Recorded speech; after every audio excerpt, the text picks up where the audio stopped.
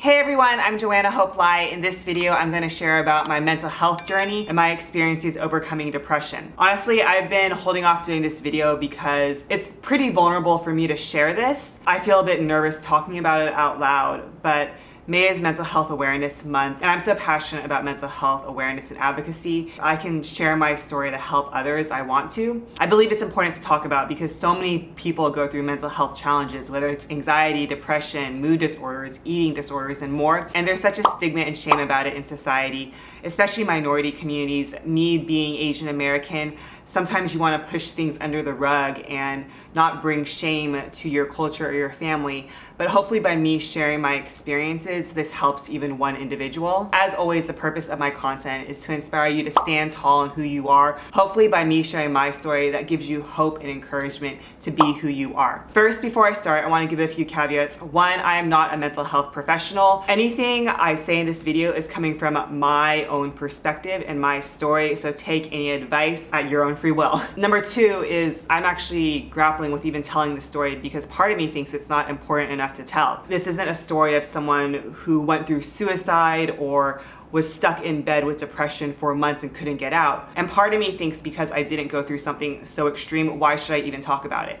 And I should just push through and move on with my life. I don't have it that bad. That's a narrative that I have told myself in the past, and that's not true because everyone's story matters, whatever you go through in life. We all face challenges in varying degrees. I just want to put that out there right now. Moving on to my story, starting with childhood and growing up, I was always a very caring person. When I saw others go through pain, it was really challenging for me. Growing up, I saw things that probably weren't normal, and I saw people go through extreme pain, and that would break my heart, honestly. Something I've learned about mental health is it's okay for you to tell your own story, but you can't tell someone else's story. So I'm gonna be a bit vague in how I talk about this to respect people's privacy. I've seen people I deeply care about really be affected by mental health challenges. I've seen the shame and stigma that they go through. I've seen the highs and the lows and everything that happens, and that was really hard for me. When people around you are dealing with something, you don't want to rock the boat and you just want to help people and you don't want to make anything worse. That was kind of my narrative growing up. I've always been a very caring person, and something I'm very good at doing is sitting with people in darkness. I'm thankful for that. I'm thankful that I'm a very trustworthy person and that people know that they can come to me and I'm a safe space. And because I was always caring and helping other people, I probably forgot about myself a lot of the times. Usually I was a pretty stable person and other people's rock. That takes its toll eventually. Growing up, my high school years were really challenging. Two of my grandmothers passed away very quickly of cancer. I saw people that I care about experience deep challenges. And reflecting back, this probably carried over into college for me because during my second year in college, I went through a pretty low point. And I didn't know how to articulate it at that time because sometimes when you're going through puberty or growing up, you don't realize what's happening to you. I went through this body image phase, and looking back, it was likely an eating disorder. Sometimes when everything in your life seems out of control, you want something to control. Controlling my food intake and calories was one way to do it. I haven't ever shared this publicly, and this might be TMI for some people, but I lost a lot of weight and I would exercise compulsively. It got to the point where I didn't get my menstrual cycle or my period for 18 months. That's not normal. Part of me, because I was younger, I would always be like, well, but I'm not as skinny as this person's skinny and they're fine, but it doesn't matter because everyone's body is different. That was probably my first experience with depression in college. I talk about this in another video of how I was able to overcome that was through studying abroad and stepping outside my comfort zone and figuring out who I was then. Even then, I didn't really go to a therapist or anything. I just kind of grinded through things. Growing up, I took on the role of a caregiver and taking care of other people. That was something I was good at. I took pride in, honestly. I'm an Enneagram 2. A lot of people think I'm an Enneagram 3, the achiever, but I'm an Enneagram 2 and I'm a helper. And there's pros and cons to that. You know, pros, you like helping people. Con is you like helping people and you think you can save people, and we can't save other people. So moving on to the next part of being in my late 20s. Life was pretty good. There definitely were challenges, but it was pretty easy for me to make friends, be socially accepted into society and things like that. But life really came crashing down for me in my late 20s. And sometimes you have those moments in your life where everything in the past seems to make sense. In my late 20s, I realized everything that had happened in high school. Mental health is very real. When I was younger, I didn't really talk about it and I pushed it under the rug. There was a name to everything that I saw and everything I experienced and everything I saw loved ones go through. And some things started to resurface and some people I cared about were going through challenges. That's when my entire life started to make sense. And it made sense because I realized that I had supported a lot of people through things and that probably wasn't normal. I just realized how much mental health and the challenges have affected me, and specifically not talking about it and the shame and stigma had affected me and those I cared about. I'm very proud to be Chinese American and Asian, but what I don't like is the saving face component and how people don't want to say words like depression or anxiety, or they think there's something wrong with you and you can just snap out of it, and that's not the case. You just can't snap out of something. And I was also going through other personal challenges. I was unemployed, I couldn't get a job after business school. Another loved family member was going through a physical injury and I was helping take care of them. Sometimes your life has a triple axle of doom and things just start crashing down. It was one of those moments where I really understood why I was the way I was and how mental health had really impacted me just by seeing others I care about go through that. And I don't know if you can relate, but I would equate it to when something drastic happens in the life of those you care about, it affects you too. For example, if your parents get divorced, that affects you as a child, even though you're not the one who went through that pain. Because you care about that person and because you love them, you still experience that deeply. So that's what happened to me. During this time, I started going to mental health support groups. That was very healing. I went to DBSA support groups. DBSA stands for Depression Bipolar Support Alliance. They're a mental health nonprofit along with NAMI. I started going to mental health support groups for friends and family. It was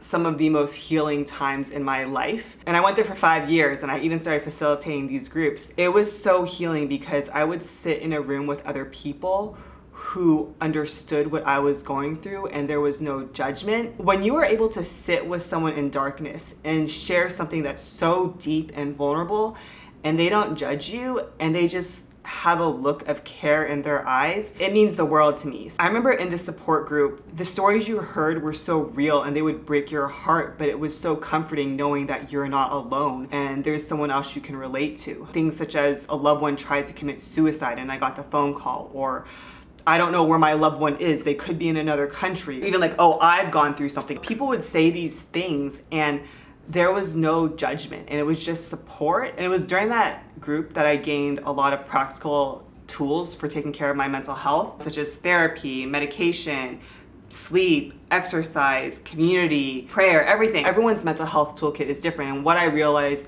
really worked for me was journaling and swimming and being in community. That group really was a life changer for me. I've been in a lot of small groups before, like Bible studies and things like that, but to be able to sit with others in your pain and share something so deep and not have people judge you and have people care about you. It's wild because, you know, this is in San Francisco. I was so used to being around high achievers and things like that. And when you came into that room, you didn't know anything about the other person, but you knew something that was so close to their heart. You knew something so deep. That vulnerability was incredible. And just having a sense of being known. So I made a lot of close friends through that group. And I still keep in touch with them to this day. And I want to thank all those who have been there with me. Another thing that helped during this time was I started going to a therapist, which was useful to work through some challenges. So this is all, you know, on the backdrop of me actually experiencing my own depression. My entire life, I had supported other people, I had been the strong one. I probably didn't take care of myself too well. I was someone who I knew a lot about other people, but they might not have known that much about me. And then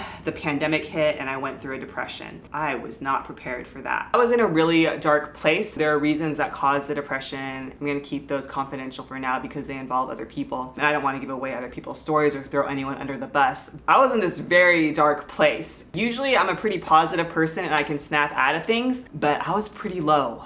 Yeah.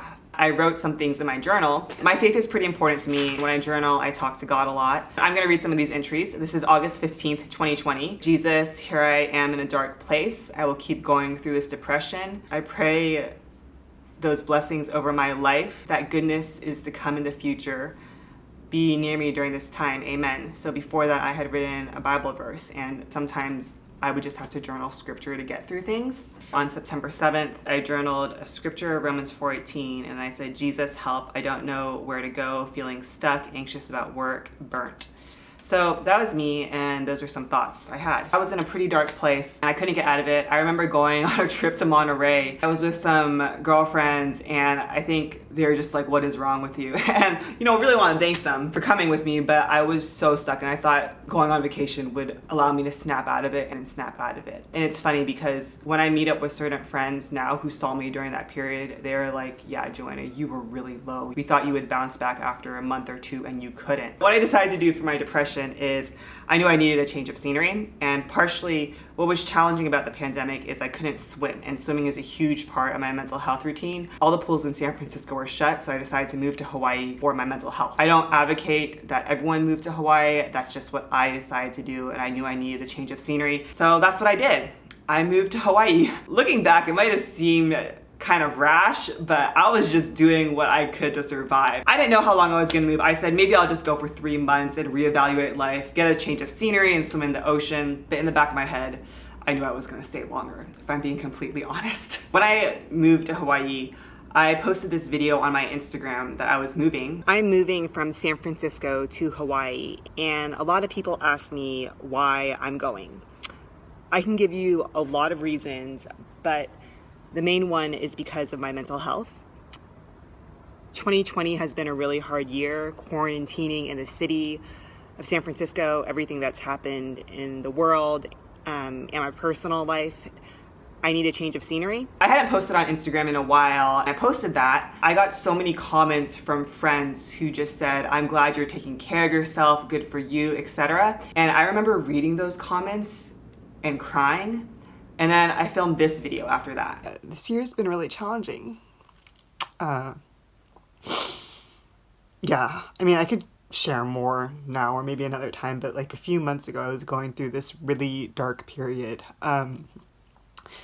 And I just want to say thank you to those who support me and those who have reached out. When you're going through a hard time, it's really rough. But anyway, we'll see what happens with Hawaii. So I was thinking of sharing that video on social, which I never did, but now I'm sharing it on YouTube a year and a half later. But sometimes when you hear things from other people, it really brings it home for you, and I realized what a dark place I was in. As I've talked about, I started vlogging and sharing my journey on TikTok during that time. When I moved here, I realized that I was burnt out and I needed a change of scenery to reflect and think about what was the life that I really wanted to live. It's really easy to get caught up in the rat race of Silicon Valley and achieving things, and I can do that. It's cool. Compete, be in Excel spreadsheets, yeah, network, go to clubs, it's all cool. No, but I don't really care about it. So as you know, I moved, I was vlogging and sharing this on TikTok, and then I eventually quit my job, which I documented, went viral, eventually the media picked it up, etc. That's my story with mental health and depression, and I'm laughing because sometimes you gotta laugh at things, or I also use humor as a tool to deal with mental health challenges, because sometimes it really just helps to laugh at things. And you notice actually a lot of comedians have gone through really heavy things in life, and sometimes humor is a tool. It could be healthy or not the way I use it. I wanna talk about how my mental health is now. People are like, oh, so you moved and you quit your job, so that was able to cure your depression. I was like, no, not really, because I would just say I deal with different mental health challenges now. Before, I felt very stuck. I felt hopeless. Now I deal with the uncertainty of entrepreneurship and running my own business. I deal with the anxiety and mental health challenges that come with being a content creator. Never before in my life did I think I would experience the challenges that come with having a platform. I wasn't prepared for it, and there are a lot of challenges, which I might speak about in a future video. Let me know if you're interested in that. I definitely faced anxiety that comes from having an online presence, cyberbullying, hate, and everything. And there's still times here that I'm sad and depressed and lonely. Like, there's challenges that come with everything in life. There's challenges that come with moving, the transition and making friends and finding community, being an entrepreneur. There's a lot of mental stress there, being a content creator and everything. So I think my mind's just in a different place. What's really helped me though is just having a routine. I swim regularly and I journal. Like, those are two things that are so key for me. As long as I swim, journal, and I have good community, I'm good. When you're taking care of your mental health, it's really important to know what is your toolkit. Never underestimate the importance of going on a 15-minute walk. That can be life-changing for your mental health. Or even having a dog or painting. Those things are really important. I look back at my earlier videos on TikTok and I'll be like, wow, you are really depressed, Joe. Your skin looks pretty bad. Or maybe it's just that I learned how to put on filters now in the videos. But no, I'll look at the early videos and I look at that person with a lot of compassion and I say, wow, you're really going through it. You're really stressed out and burnt out and depressed. In my videos now, I'm just in a different space. When I moved to Hawaii, I realized how burnt out and stressed out I was, and I just need to get away a bit. And also want to say, moving is not the solution for everyone. Not at all. For some people, the solution is to stay where you are. But I have a lot more joy in my life now. I want to share one thing that's been really helpful for my mental health, which is sometimes overlooked, is being creative and using your gifts. I've talked a lot about how I love creating content and doing video, and that's honestly been so healing for me to have a creative outlet and to use my voice and to share my journey on TikTok and now YouTube and to realize all the lessons and all the challenges and trials I go through aren't just for myself, but I can use those and create content and then inspire other people. That's been the most amazing piece. I'm just so thankful for having a community and having a voice of people I can speak to. And I receive comments of people saying that my videos help them on their darkest days, or I inspire people to live their own life fully. And that means the world to me. Doing what you're passionate about, being creative and being yourself is really good for your mental health too. And I don't think that's talked about enough. Growing up Asian American, sometimes there's a narrative of my ancestors have persevered and overcome so much, so I need to persevere and overcome too. So I'm so thankful for the resilient spirit that the people who came before me have left. But sometimes I also have the perspective of, oh, I didn't grow up in poverty in the village in China, so what am I complaining about? And sometimes there's a generational miscommunication or disconnect, because my ancestors, they were so worried about surviving and putting food on the table that they didn't have time to worry about their mental health, or even like the concept of like, what is mental health and what is being sad? Like, that's just not talked about. So there's largely a generational gap there too. Sometimes being Asian, I just be like, all right, I'm healthy, I'm not poor in the village, I have food, so why am I complaining? And honestly, even after this video, I'm like, why are you complaining about anything, Joanna? You didn't go through anything too crazy. I don't know, maybe I didn't share everything. If I'm being really honest, when I went through the depression, I was having very, very dark thoughts that I never thought I would have had. They're pretty, shameful thoughts. And then I shared them with a friend and she's like, there's no shame in having those thoughts because I've had them before. Anyway, I share this story with you to hopefully encourage you. I know on the outside it seems like I'm a very positive person, and I am. I'm a very joyful person. I carry that with me, and I have my challenges too. Depression or any mental health challenge affects everyone differently. Some people are affected in that they can't get out of bed for weeks. Other people become very high performers and they stay so busy that they don't have to process their emotions. Other people drink. What I realize is it's just, you never know what someone's going through, so just give people grace. Part of me is like, well, you don't deal with chronic depression or, constant panic attacks, so what's this video even about? Like, I don't know. But hopefully, honestly, me sharing this story encourages you somehow, even if it encourages one person. Telling my story is worthwhile. If you know anyone who can benefit from hearing this story, feel free to share it with them. For more content, like, subscribe, comment on this video. Would love to hear what resonates with you or what doesn't resonate with you. Yeah, it's kind of interesting doing this video. Thought I would cry, but I didn't. Anyway, until next time, I hope you stand tall in who you are.